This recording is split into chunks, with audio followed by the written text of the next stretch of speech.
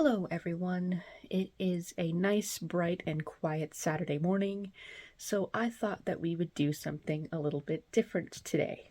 I have two magazines here, and I thought that we would read them together. I always have trouble finding out when to read a magazine, like when the interest speaks to me and when I add it into my TBR, and I thought let's just make a whole video on it so I'll actually read them. So I have two magazines today. I have Life, the Golden Pirates Age, and I have Life, Vampires. Now, the Pirates one is from 2022, and the Vampires one is from 2023, so I have a lot to catch up on, and I thought it would be fun if we just read it together, and I did some commentary on what I was reading, and just have a little bit of a fun and cozy day. So let's get started.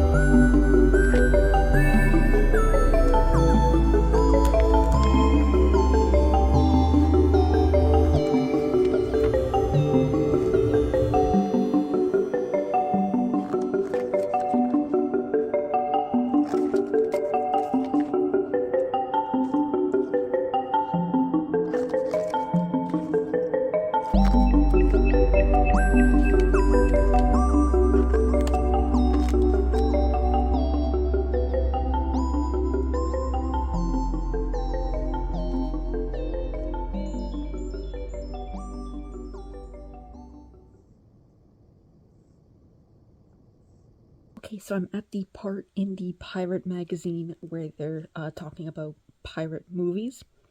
I've only seen two. I've only seen the Pirates of the Caribbean and, unfortunately, Disney's Peter Pan, which I thought was just outdated and yucky. But yeah, I have not seen The Black Pirate from 1926. I've not seen The Seahawk in 1940, The Pirate in 1948, The Crimson Pirate in 1952, Treasure Island, any of them. I tried watching the Muppets one and I couldn't get into it. And I have not seen Cutthroat Island because I heard that was a box office bomb. Oops.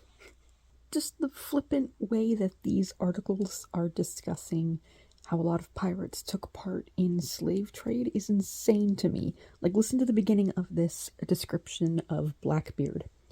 Imagine you're the captain of a 17th century merchant vessel. You're transporting a load of tar, pitch, or rice, or maybe you're ferrying slaves. Your men are ill, your boat is crowded, it's cold in the water. We just slipped past that slave trading comment? Jesus Christ! This book is very, look at all of the white pirates so far. I know that there are a few examples of non-white pirates that will be later in the magazine, but right now, jeez. Okay, so I'm finished with the Golden Age of Pirates, and I thought this was pretty interesting. It does the pretty standard biographies of various famous pirates. My favorites to read about were Stede Bonnet, Blackbeard, and Chang, I think that's her name. She was the famous Chinese pirate who had like a huge fleet and basically just ruled the ocean and then retired and was just a very cool lady. I liked her a lot. I also learned about Anne Bonny and various pirate hunters. There was a lot more about the pirate hunters, obviously, because in history, those guys were the ones who got to write about their victories and were celebrated and knighted. This magazine alluded to the explorers who discovered the quote-unquote New World as pirates and were rewarded for it, but there was nothing about Francis Drake or the other one who worked under Elizabeth. Didn't really go into detail about those guys. I guess they weren't considered pirates, but they also committed atrocities too, so we should have discussed those as well. Pardon for the interruption, I had to go get my dog who was stuck in the bathroom. You might be able to hear him making noise as I keep talking. So I'll just start on a new point. I originally got this magazine because in 2022 I was enjoying the first season of Our Flag Means Death, starring Taika Waititi and various others. And I haven't watched season 2 yet, and the show's already been canceled. And I don't know why people want to keep clamoring for a third season because both of them do not bode well in real life history. They died pretty brutally.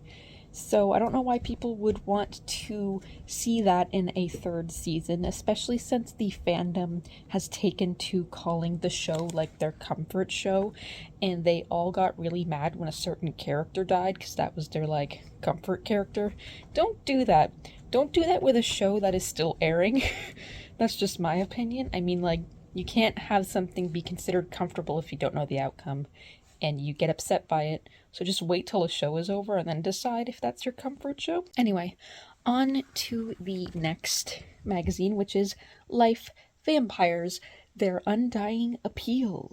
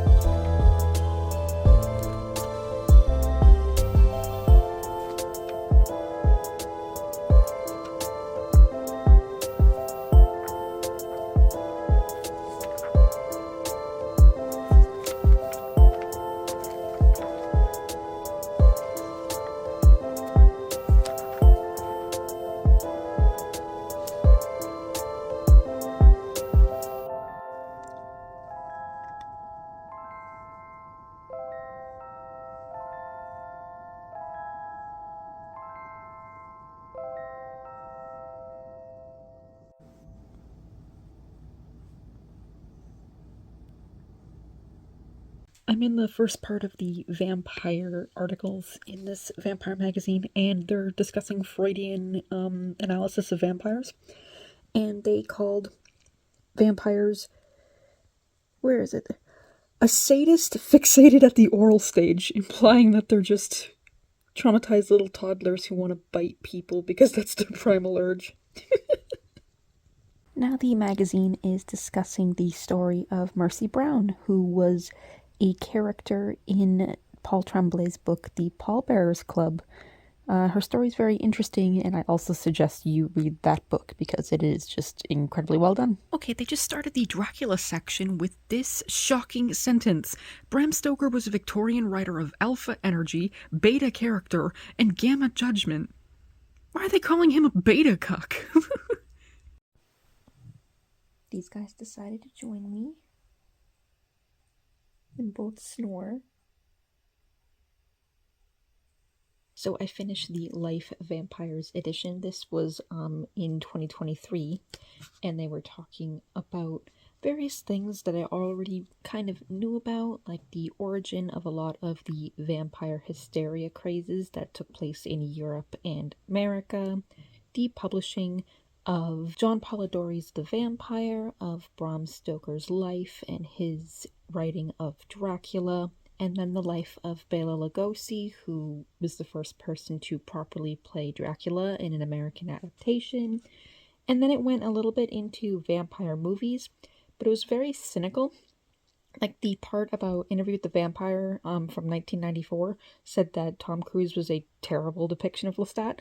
I'd say he's grade B considering that now we've had Sam Reed, but he did a pretty fine job and I accepted it for a very long time as the best Lestat. There was also an interview with Charlene Harris, the author of the Sookie Stackhouse books, and I thought that was very silly and very fun. I like her attitude about a lot of the things that have happened, including like people who wear goth outfits around her and people who've tried to like curse her books and curse her house and stuff. She's very funny for an older Southern woman. And it ended with talking about child vampire depictions in media, and it was all just very cynical. They were like, ugh, all this stuff sucks. These are all bad vampire comedies. These are all bad vampire movies. And I'm like, leave them alone. Sure, some of them are very, very bad, but, you know, let's be nice about children's media. And there was a lot of negativity around Count Chocula for some reason. Oh, it's too sugary. Okay, it's meant to be. It's a children's cereal. They're supposed to be sugary.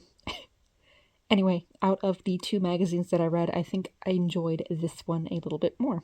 You are propped on a pillow right now, which is why you're getting the craziest angle of the living room. But I need both hands. So I just finished reading these two magazines. They are both Life magazines. We have The Golden Age of Pirates and Vampires, Their Undying Appeal. I obviously preferred this one. However, this one had a lot of different historical biographies of pirates and their origins, and this had a lot about just vampire media in general, the backstory of vampirism, vampirism in American literature, and finally, vampire film. So these were both very, very interesting reads, and I'm glad I picked these up in 2022 and 2023. I have a few other magazines that I would like to also read as well, so maybe that can be a video at a later time. But for now, thank you for joining me in this very silly and impulsive idea I had to read these magazines with you. So don't forget to like, comment, and subscribe, and I will see you all next time. Bye-bye.